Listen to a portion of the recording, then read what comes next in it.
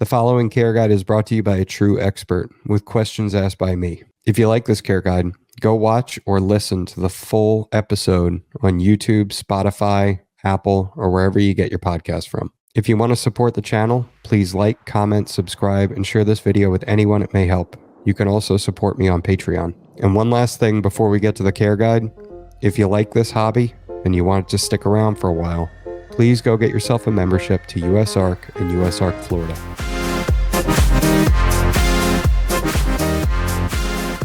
Are you ready for a jungle carpet care guide lightning round? We'll make it fast. That'll only take like 10 seconds. They're easy. All right. Fire away. Ask me questions. Are they a display animal or a pet? I don't know. I think of my dogs as pets. I think of all snakes as display animals. If you're defining pet as something you can get out and handle it, jungle carpets are kind of iffy. They are easily the most aggressive of all the carpets, but they're not all jerks, but a lot of them are. So, you know, I've got probably 20 adult jungle carpets, and most of them are not bad as far as their temperament goes, but most of my carpets that have bad attitudes are also jungle carpets. So the total number of carpets I have that are aggressive, most of them are jungles, but that's, you know, 40% of them are really shady, I guess is what I'm saying. So they're not going to make the best pet for a carpet, but on an individual basis, and if you're willing to put some time into work with them, most of them can be fairly handleable. But even if you try, you'll still find a small percentage that are just not going to get with the program. All right. Substrate or paper? Yes. It's a philosophy thing. It doesn't make any difference. I've got them. If you're looking at my snake buildings, in the snake building in my snake rooms now, you would find some on paper, some on cocoa husks, some on cypress mulch, some on aspen. It just depends. Sometimes it's what I have on hand. Sometimes it makes very little difference. If you lived in an extremely dry area, you might want to go with like a more substrate that holds humidity better. But I live in a pretty dry area and I don't bother half the time. It doesn't really matter. They still have good sheds? Yeah, it's rare to have a bad shed. Very rare to have a bad shed. And I live in a pretty arid area. So I wouldn't, I don't even have a thing. I don't have a misting bottle in my snake rooms in any of them. I can't even remember the last time I misted a snake. It's been probably 15, 20 years. And I live in a borderline desert. So that's not really a concern. So paper has one advantage. It's less aesthetically pleasing, but it keeps you honest. Like if you've got some aspen or some particulate substrate and your snake pisses on it, you can kind of fool yourself into thinking it's not that gross, can't you? Yeah. Yeah. You can kind of scoop it out a little bit locally and then just add another handful, freshen it up a little bit. But there's always the tendency to let that go too long. And it's like, well, this is pretty skanky. This all needs to be replaced. And probably should have been a long time ago. Paper, it's easy to change, but it keeps you honest. You can't just ignore that something pissed on the paper. It's right in front of you. It didn't seep down to the bottom where you maybe could tell yourself you didn't see it. You see it. It forces you to keep it clean. All my babies, I keep on white unprinted paper towels for that reason.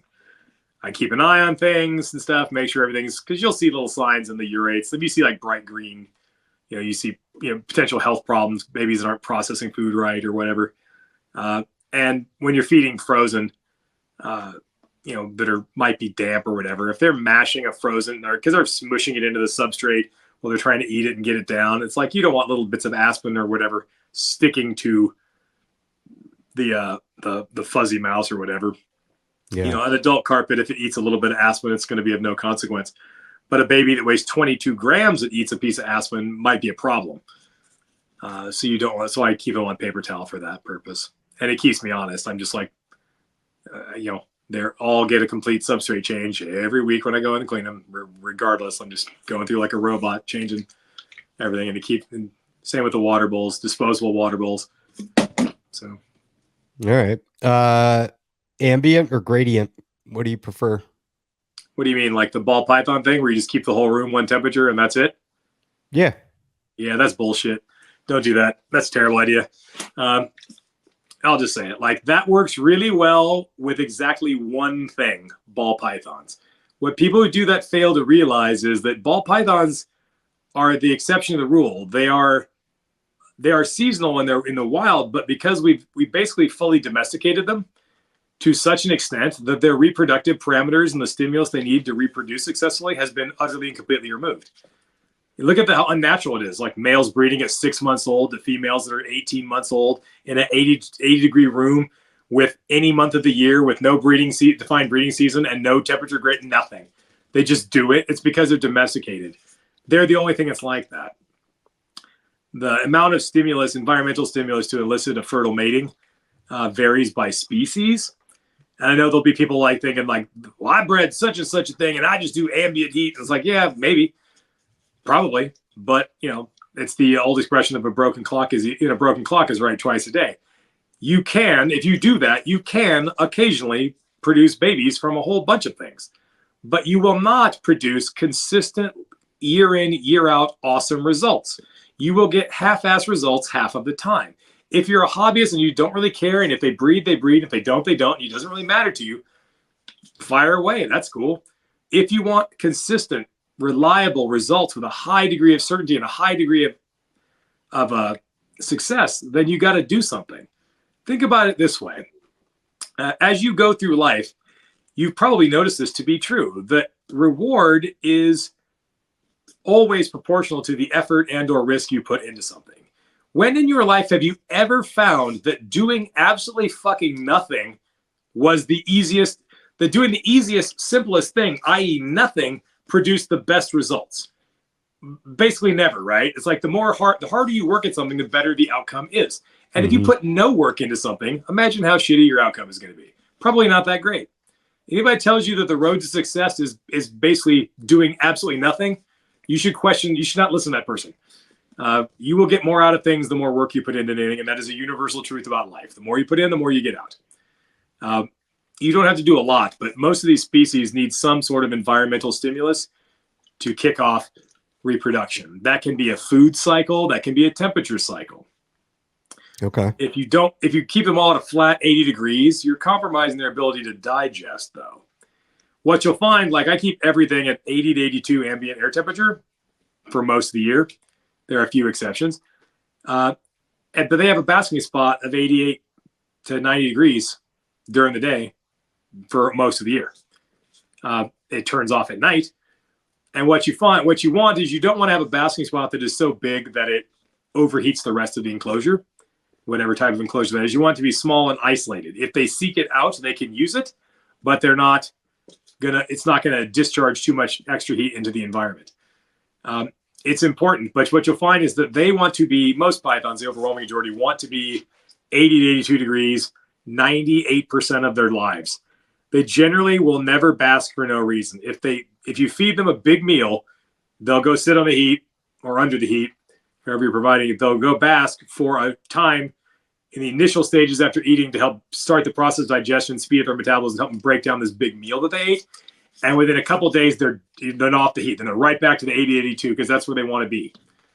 But it's important to provide that. If you feed them a giant meal and it's 80 degrees, you run the risk that meal is going to break down and start to decompose in their gut faster than they can actually process it, and then they regurgitate it. If you're going to do the ambient thing, you kind of are forced to feed smaller meals, or you'd be very wise to do that. Again, since ball python people only feed small meals these days, it works for them. It is not going to work very well for a lot of other things. It's not going to work reliably well anyway. So what if you're keeping it like a 84 ambient? Same thing?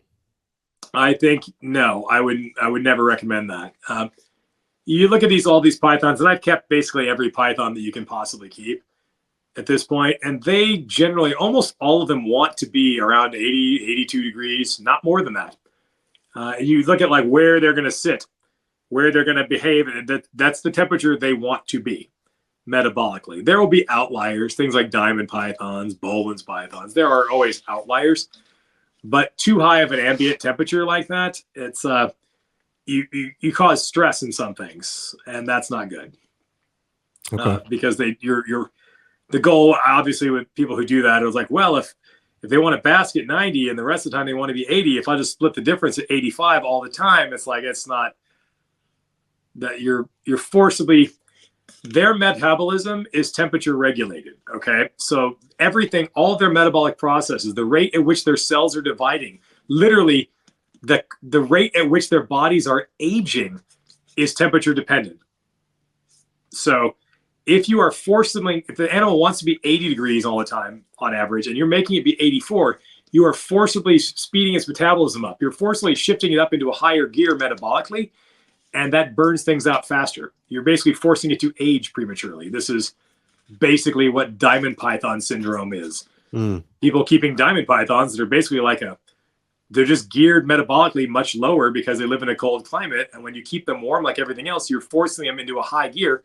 So imagine if you were if you're on a mountain bike and you're in a super high gear and you're pedaling your ass off all the time and you're not supposed to be, it's like eventually your shit breaks down, doesn't it? Because you're not supposed to be pedaling that fast all the time. You're supposed to be in a lower gear. And it causes them to basically age prematurely by forcing their metabolism up. Okay. So don't do that. That's So no, I'm not a proponent of the ambient anything. Okay. But I provided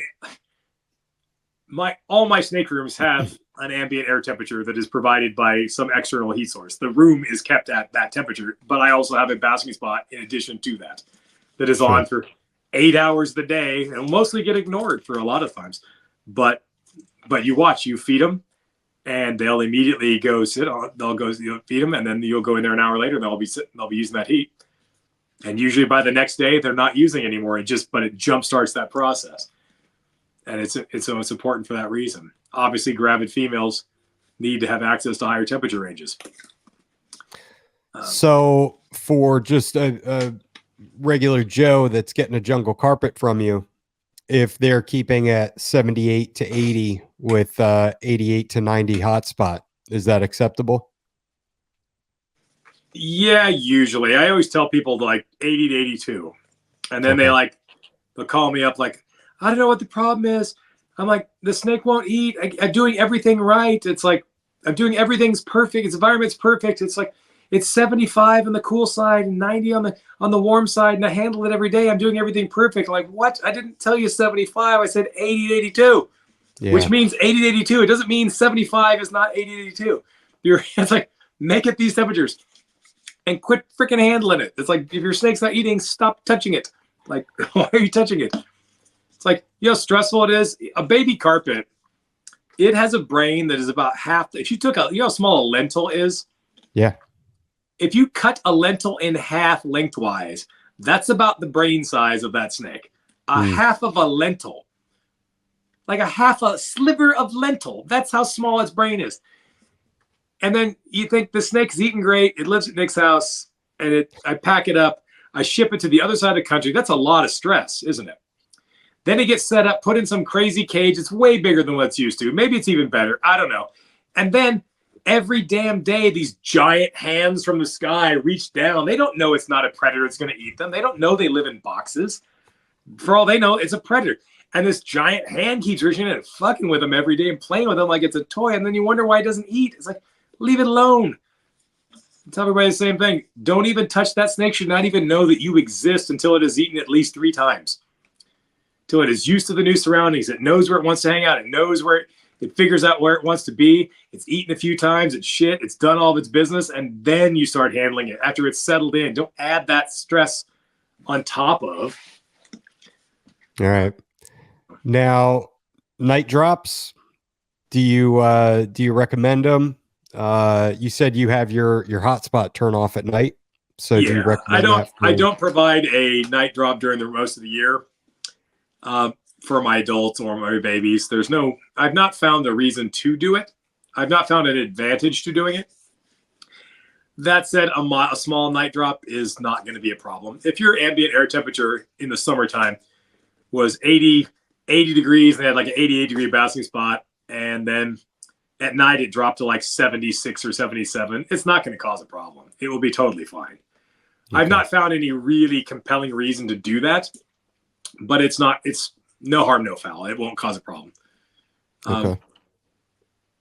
The only potential problem I could see is that with a lot of these things, an increased differential between daytime and nighttime temperature is a primary driver of follicular development and reproduction. if they are used to just always having a night drop of 76, then when you drop it to 70 at night, it's only 6 degrees colder. It's not going to be as pronounced of a difference. And so I don't even think that the night drop is I don't think it's a magic number of degrees you need to hit for magical things to happen and reproduction to occur. I think that they notice that something is different, that the environment, the climate has changed. And so if you're at 76, you might need to go a little bit lower. If it only drops a few more degrees, like, will they even notice? So that might jam you up a little, but it wouldn't cause any health problems. Do you have a target humidity, or do you not concern yourself with it? I don't, and I encourage other people to not be concerned with it either.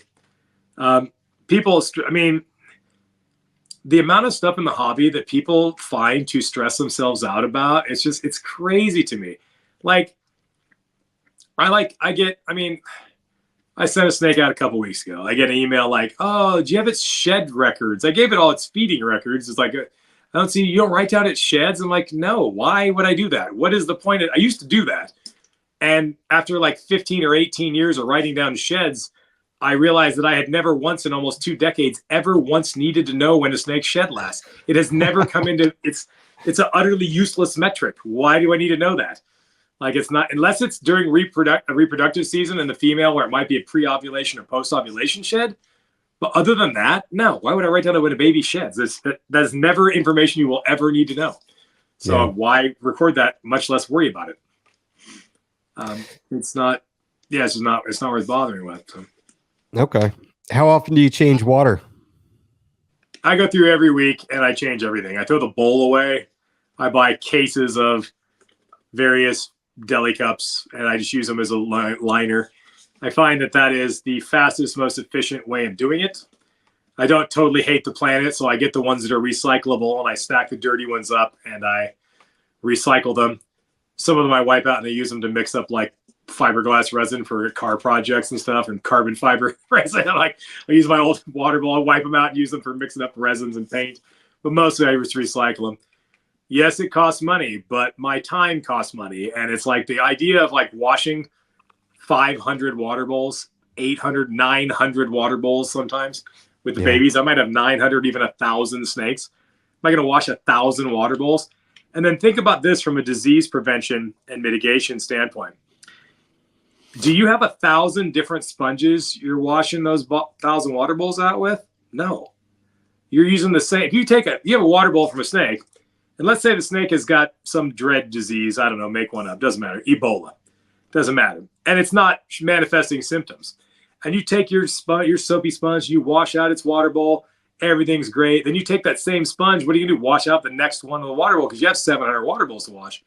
You just cross-contaminated all that shit with that same sponge. That is a massive potential vector for illness. And so the easiest way to cure illness and things like that is to not have the problem, is to not have the problem in the first place by doing dumb stuff. A totally disposable water bowl system saves me. I couldn't even have half the number of snakes I do if I had to wash water bowls by hand. Yeah. And it'd be less sanitary if I did.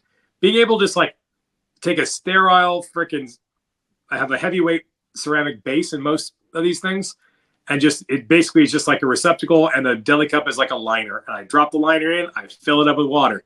And the next time I come through, I pull the damn thing out, I throw it away, I put in a clean, sterile one. I never cross-contaminated with anything else ever because I never wash it. There is no sponge. There is no soap. It's just a brand new one every time. The babies, it's a brand new, the floor is a paper towel. It's a brand new one every time. Yeah. And I think that's the best way to go for when you get to the point where you got as many snakes as I do, you have to be concerned with biosecurity. I don't have a bunch of freaking sick snakes that are dead and dying, but I don't want to either. And so while you can never eliminate the risk of illness, and you'd be a fool if you think you could, you'd also be a fool if you have a bunch of collections if you think you don't have snakes that have various viruses and God only knows what. All living things are basically petri dishes for microorganisms. That's unavoidable. But you can avoid doing dumb stuff. You should do what you can do to mitigate risk if you have a big collection of animals. You can never be fully you can never eliminate risk, but you can do things to mitigate it, make it less likely that you're going to have a problem. And so that is an easy one. Yes, throw the water bowl away, dispose of water bowls. You're never whole vector for transmission of illness, whether it's viral or bacterial. You've just eliminated completely. Yeah. And they're like 3 cents a deli cup when you buy them in a case. So there you go. What about providing a water bowl large enough for the animal to soak in? Heck no, terrible idea. Okay. Okay. Your snake is covered in its own shit. Whether you realize it or not, it's totally covered in its own crap. Snakes are gross. They're dirty. If you don't know, just get a piebald or a leucistic of some variety, and you'll notice man, the snake looks like a dirty, what are all these brown streaks all over my pure white snake? It's you can't take a picture of a leucistic ball python unless it just shed, because it's covered in crud. And most of that crud is its own crap, because they take a shit and they're crawling around and they brush up against it. They got poo on their bodies. And then they go sit in a water bowl and then turn around into poo water. Then you've got an 80-degree room with fecal contaminated water that's sitting at 80 degrees. It's that's the most unsanitary thing you could possibly imagine. Would you go, it'd be like if you had a toilet that people shit and pissed in, and even though they flushed it, but there's a little bit of shit left and some streaks in the bowl, and then you had that toilet set at 80 degrees for a goddamn week, would you go drink out of it? Good Lord, no. But that's what soaking your, that's insane. No, 1,000 times no. I mean, I use 4-inch deli cups for a reason, because they can't get in them. Yeah. They can't get in them. Babies can get in the smallest cup because they're babies, but when they get older, they get a 4-inch. I got Burmese pythons. They got a 12-ounce deli cup. It's 4 inches in diameter. They ain't getting in shit. I have to give them 2 because they can drink an entire deli cup in one gulp. They slurp down the whole thing.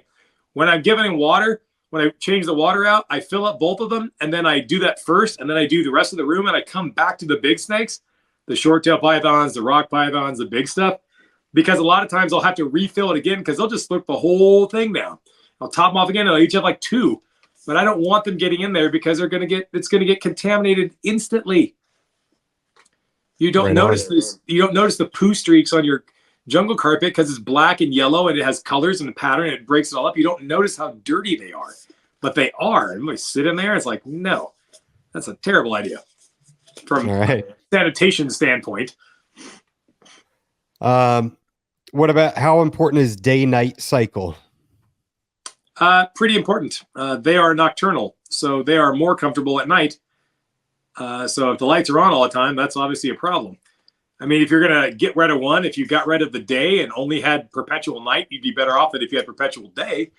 But they need a day-night cycle.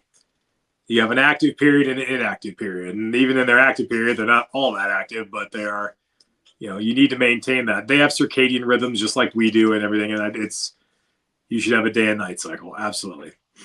Most of these pythons are fairly equatorial in their distribution.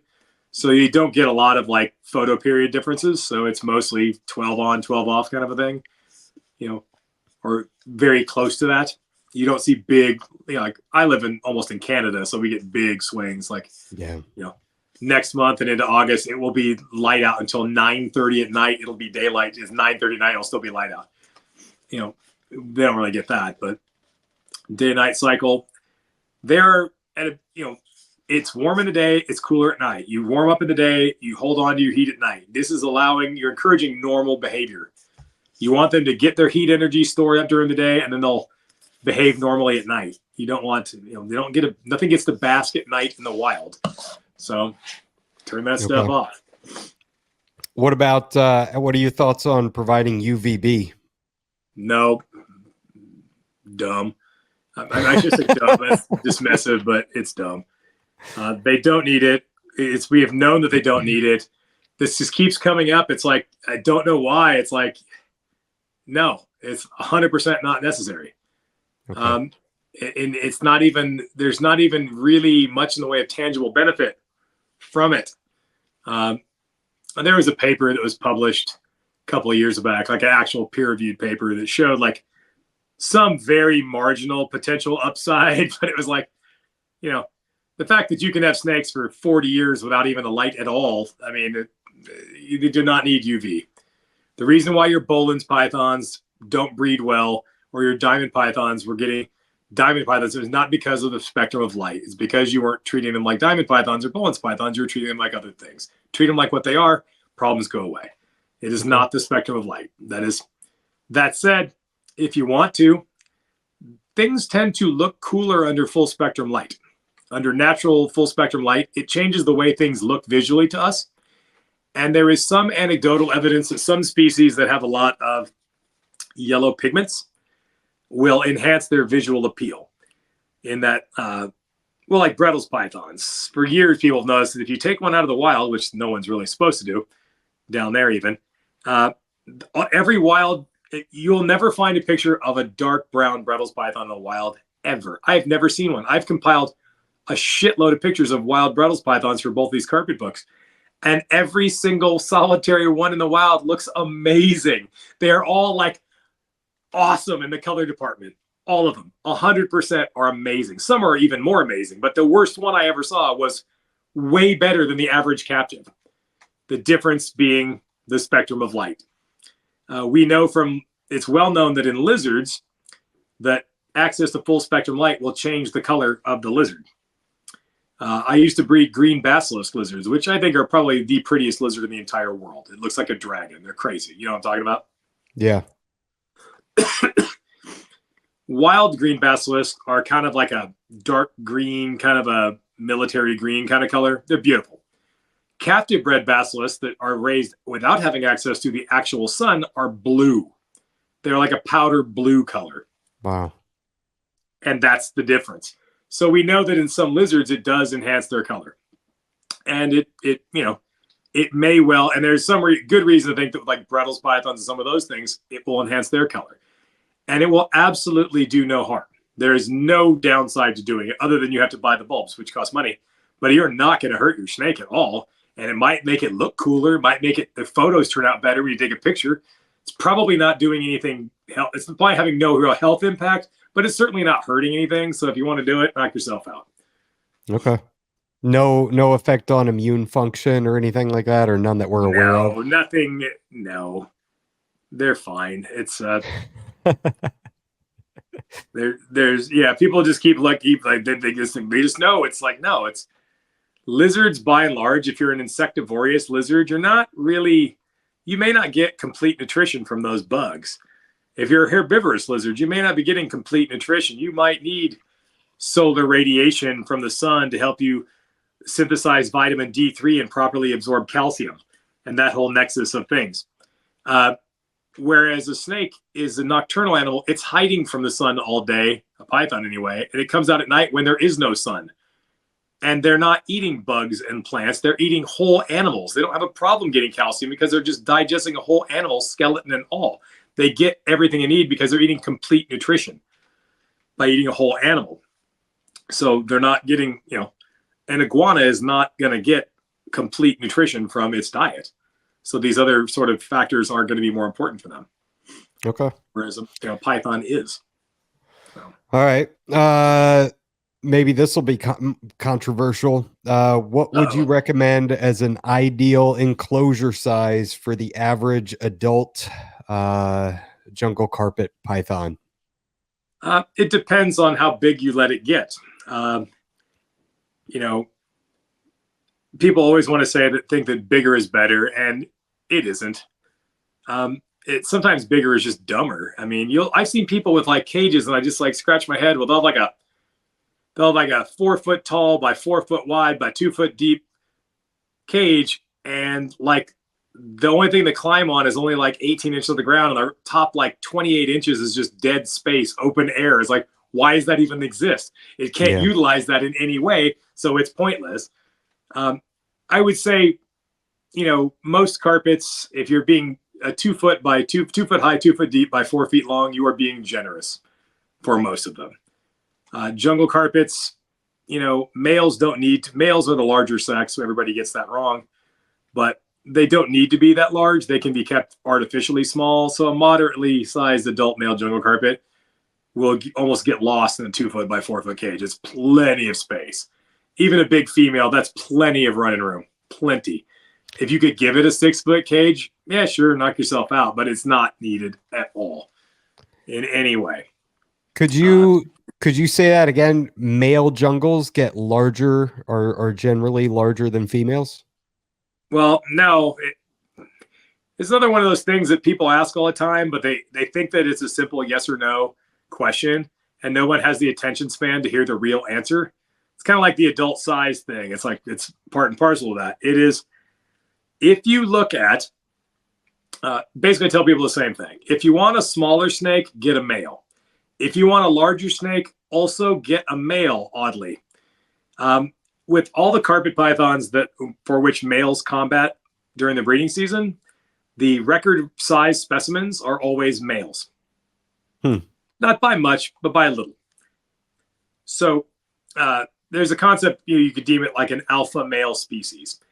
Look at it like this. Anytime you have a species when the males will fight over who gets the female, then evolution favors the larger male, because the larger male wins the fight more often than he doesn't most of the time, right? And the larger male passes his genes along, and that just perpetuates the cycle of bigger and bigger males. So with carpet pythons, all but 3 of them, the males fight. And wouldn't you know it, in all 5 of those, the record size specimens are all males. Darwin carpet, the record Darwin carpet was like a 10-foot, 2-inch male fished out of somebody's swimming pool in a place called Humpty Doo, which is like on the outskirts of Darwin. A big ass male. Wow. It's always an old ass male. In diamond pythons, inland carpets, and southwestern carpets, the males don't really fight, and it's the other way around. Okay. So it depends on their mating strategy, but it's the same. It's like well, look at elephants. What's bigger, male elephants or female elephants? The males are a lot bigger. Why? Because they fight over the females. Like, look at deer, elk, and moose. What do? What are those antlers for? Fighting with other males over the females, and the bigger, badder male wins. Look at gorillas, chimps, and humans. We all fight over girls, don't we? And they're all the same thing, the same pattern that erupts, because, you go back to the Neolithic, we're just gorillas driving cars at this point anyway. I mean, it's like, that's where that comes from. That's why you have sexual size dimorphism. If there wasn't that male competition over females, then there'd be a slight advantage to having larger females than males. And in species there is no male competition, that's what you see. In carpets, you see most of them fight, a few of them don't, and that's why that happens. That said, if you were to find,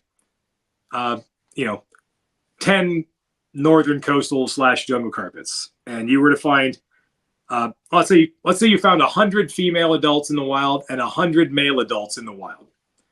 The average female would be slightly larger by maybe 5 or 10% than the average male.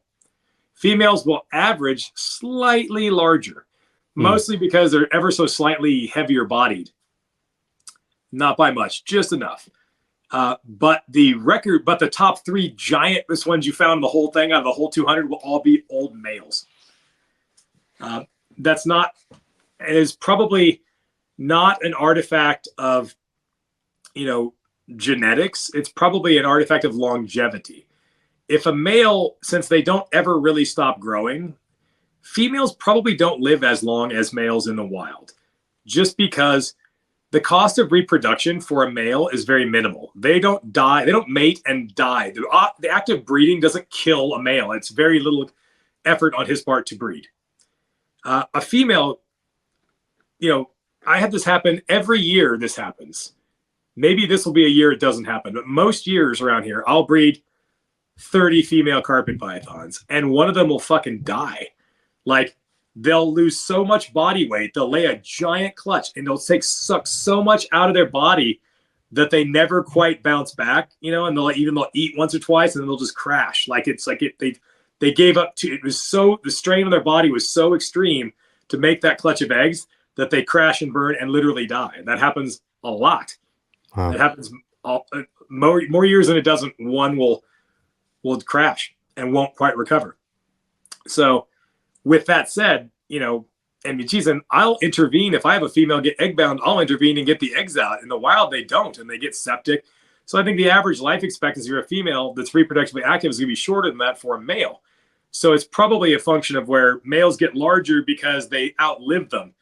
Because a male's it never loses body condition after the breeding season, and it never gets egg bound. It's never vulnerable to predators while it sits on a clutch of eggs for 2 months. It doesn't have any of those problems. Whereas females are probably going to, when they do die in the wild, it's probably going to be something reproductive related, And a male, if they don't ever have that, they might live, 40 years and they eventually edge them out. So males are simultaneously larger and smaller, if you look at it like that. Okay. Ideal food item, mice and rats. Do you recommend varying food items, doing chicks, quail, things like that? There is no real data on this. I feed a fair number of birds, not because I need to, but because if I can get a good deal on some birds. I mean, I got a guy that gives me chickens. He gave me, what did I get? 15 adult ducks. Like they're a smaller breed of duck, like a bunch of adult ducks. I'm like, okay, my Brisbane coastals eat a duck, like whatever. Wow. Well, they're going to eat birds in the wild. They're going to eat all this stuff in the wild. Carpet pythons, most pythons, period, but Australian carpet pythons and scrub pythons usually go crazy for birds. They love birds. They eat the hell out of birds. So it's not bad. The only downside of feeding birds is that it's kind of like how fiberglass works. Fiberglass works because you have a resin. It's a liquid that gets bound together by small fibers that lock together, and it makes fiberglass. And a snake's shit is kind of like fiberglass in that there's full of mammal hair and poo. And the fur binds the poo together to make a proper turd. Not to get all super crude about it, when you feed a bird, there's no fur, and the feathers don't really act like that. So you end up with very runnier, messier crap. So if you feed I fed my female African rock python like a full-grown rooster. And it took her like 8 hours to swallow this rooster. Rock pythons are famous for eating huge things. And that was fine. Cool. She ate the giant rooster, digested no problem. But oh my God, when they came time when I saw that rooster again a week later, it was like, like a bomb went off. Like there's the only downside of feeding birds is on the back end. But yeah. I don't think it's particularly important for carpet pythons as a group because they are mostly mammal feeders that will eat the occasional bird if they can in the wild, but they're primarily eat mammals. But there are other species like black-headed pythons and womas, which are mostly reptile eaters. 80% of a wild black-headed python's diet is reptiles, and only 20% of it's mammals. Reptiles do not store intramuscular fat. So and birds are reptiles. So your chicken is a reptile. And if you eat a piece of chicken, which I eat a lot of chicken every day, boy, you notice you never find a piece of chicken that has marbling like a steak does. Yeah. They have subcutaneous fat, but that's it. So they are always leaner. Even the fattest chicken you ever saw is way leaner than any mammal. Mammals store that intramuscular fat. So in species that eat a reptile-heavy diet, their body is not physiologically really set up to process all that fat. And so that can cause long-term health problems in species that are reptile eaters. So if you have blackheads and womas and ringed pythons and white-lipped pythons, things that will eat more other types of stuff, using birds, because it's still a reptile, using birds is a much better analog to what they would be eating in the wild. It's not what they would eat in the wild, but nutritionally, its macronutrient profile breakdown would be similar to other reptiles, or much more similar. So it's actually better. I feed my blackheads a lot of birds. Adult quail. My big female blackhead, she ate one of those ducks. Okay. She ate the duck. It took her almost a day to swallow this giant duck. She went in a hide box. I didn't see that snake for 2 weeks. She's just gone for like 2 weeks. Just went and hunkered down. But so birds definitely have their place. I have a lot of them in the freezer. Okay. Variety it's not, I don't know that there's a big advantage to it with like things like a carpet python, but there is, again, it's like the UV. There is no downside at all. None. And, if you want to, knock yourself out. And with some things, there is a measurable upside. Right on. Now, what about feeding frequency? I know you said don't run off of a schedule, but that first year to 2 years of life, what are you looking at feeding a jungle carpet? I would say weekly is a really, most people want to get into a habit, and once a week is perfectly fine. You could go every 5 days if you really wanted to, but you're really starting to push them at that point. So definitely not more than every 5 days. Once a week is perfectly adequate. What you want to do is, as the animal puts on size and mass and gets closer and closer to adulthood or sexual maturity, you want to slowly pull the throttle back. You don't want to just keep feeding every week, every 7 days until thing's an adult. You want to like ease into adulthood. Okay. It's not a race. People look at things like it's a race too much, and it's detrimental to the animal. So you take your time. You know, if you feed things fairly conservatively, in 4 or 5 years, it's going to be an adult, regardless of what you do. It's going to get there. So you don't need to do it. If your snake is an adult and a year and a half old, you've fed it way too much. No snake in the wild is getting to adulthood in 18 months. Okay. I've caught a lot of wild pythons, and you'll find like a really pretty small python, nowhere near adult size, with like an enormous head, because it's like an old ass snake. That's, you found a yearling or so gelatin that had just been hit by a carpet in Gelatin, Queensland, that had just been hit by a car. It wasn't quite dead yet, unfortunately. I thought it was fine, but it actually had been dead. It looked perfect, but it wasn't moving right. It was near death, but not dead. But it was basically about the size of like your average captive, like 6-month-old, but it had the head of a 18-month-old. This giant fucking head on it. Wow. Because it was probably an older snake that just taking a long time to get to. They're not growing. People in the hobby have developed way too unrealistic expectations for growth and how fast things are supposed to mature, and they push things too hard as a result. Yeah, you see that a lot. You see big bodies with little heads in captivity. Yeah, and that sometimes you can push that so hard that you don't get any offspring.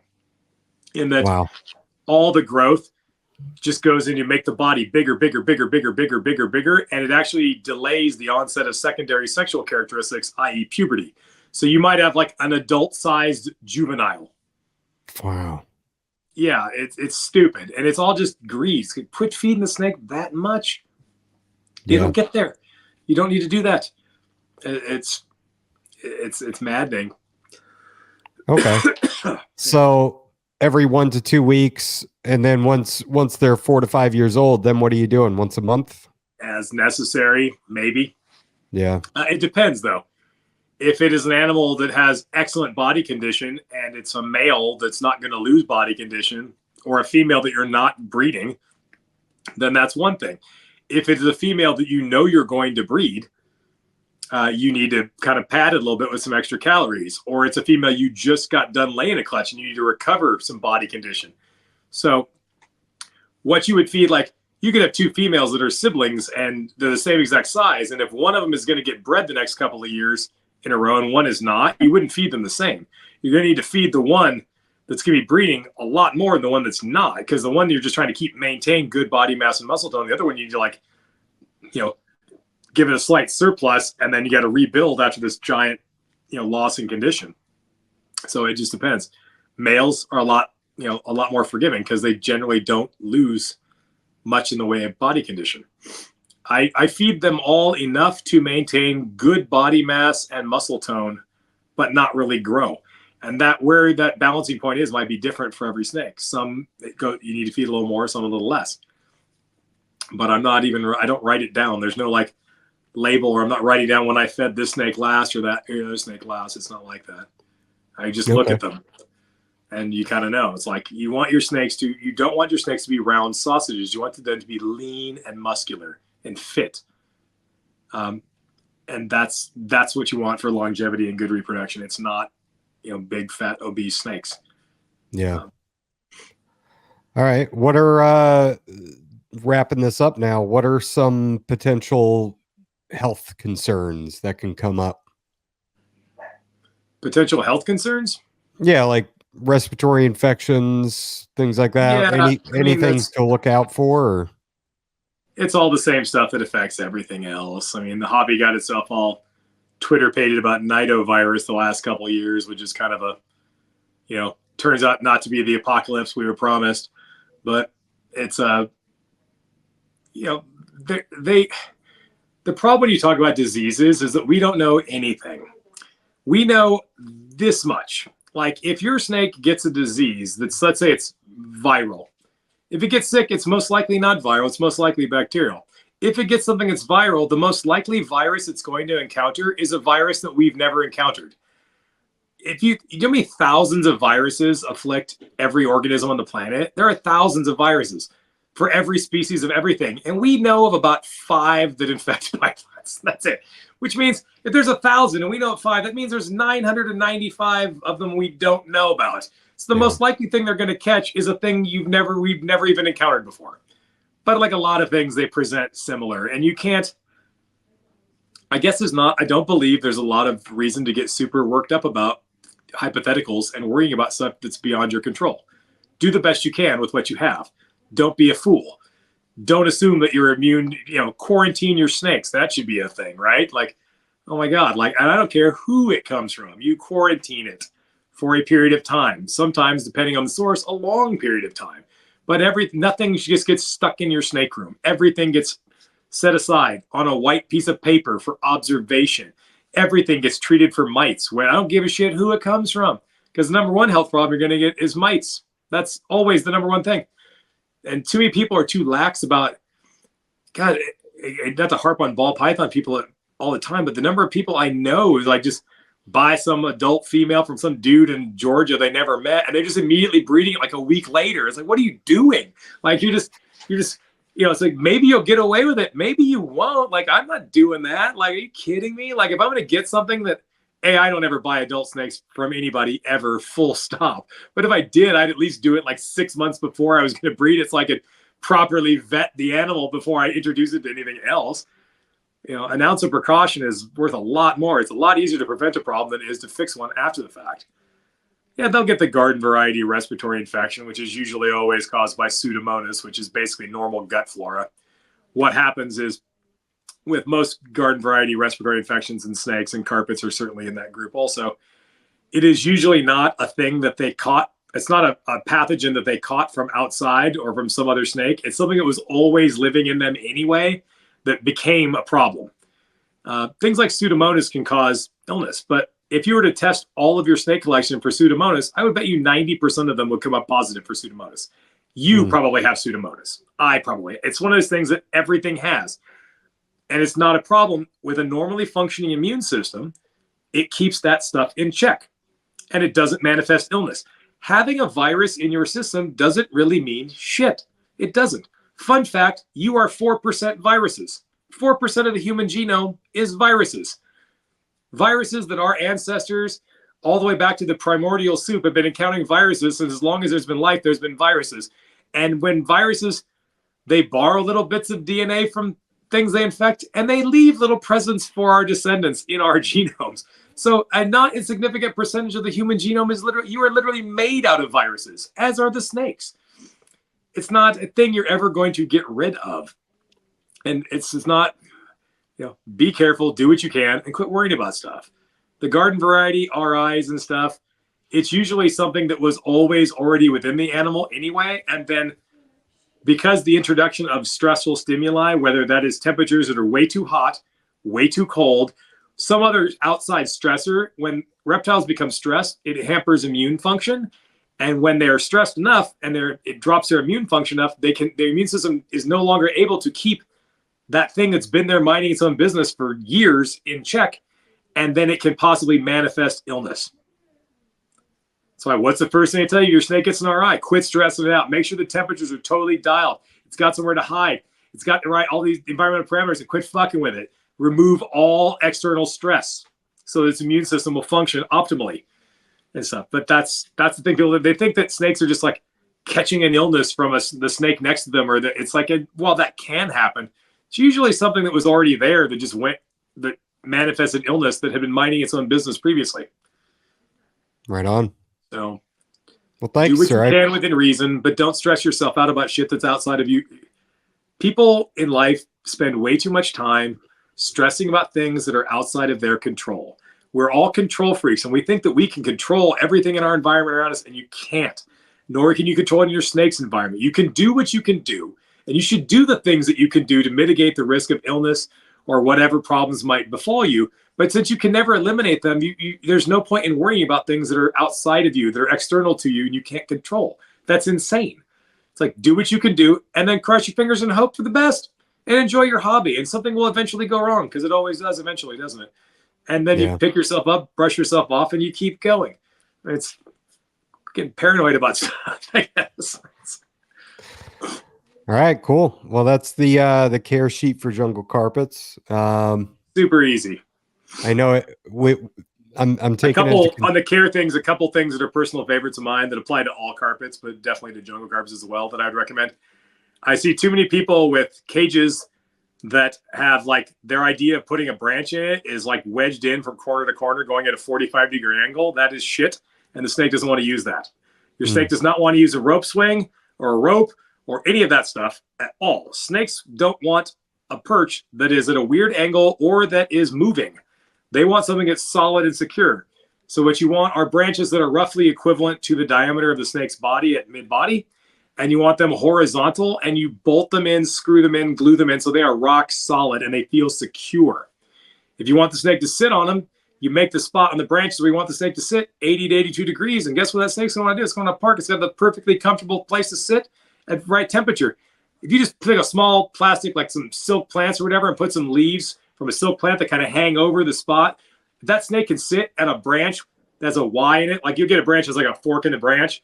They love that. That's the most comfortable thing in the world for a carpet. They'll sit right in that notch in the branch where it Y's off. They'll sit right there every time, coiled up like a chondro. If you get a notch, you put that in the right spot, you make the temperature 80 to 82 degrees with a little leaf cover right over that spot, that snake is going to park its ass right there and display front and center for everybody. Because it feels secure, because it feels kind of partially hidden by the leaves. It's this perfectly comfortable branch that it wants to grab onto. The temperature is perfect. You can kind of get them to do that. And the other thing is, I'm a big believer. I can't remember the guy's name. I wish I could remember to give him props. It's probably 20 years ago, an Australian guy. Yeah. Instead of having a hide box sitting on the floor, it was like a cat litter pan.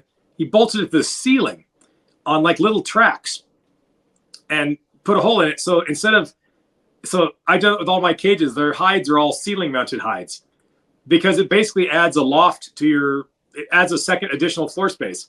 Yeah. I have a bunch of 4-foot cages. They have 8 square feet of floor space, but there's another 2.5 square feet in a hide box that's on the ceiling. So I actually have 10.5 square feet of floor space that only takes up 8 square feet of floor space, because there's a second floor. And that mimics what all carpets naturally do this. They love tree hollows. They're tree hollow specialists. Rotted out, burned out eucalyptus trees and stuff. You get in that tree hollow, and then what do? They spend all their time hidden in the hide box with their head just poking out the hole, looking down, waiting for something to walk down below them they can eat, while they feel totally secure. They will use it. It mimics their natural tendencies and instinctive behaviors and everything. It adds more floor space to your cage, makes more functional, usable space. It's a win-win. Makes it easier if the snake's an asshole. It makes it easier to clean the cage because it's probably in the hide. You clean the whole bottom of the cage, no problem. It's a win-win for everybody. So ceiling mounted hides, look into it and bolt your perches in properly. Right on.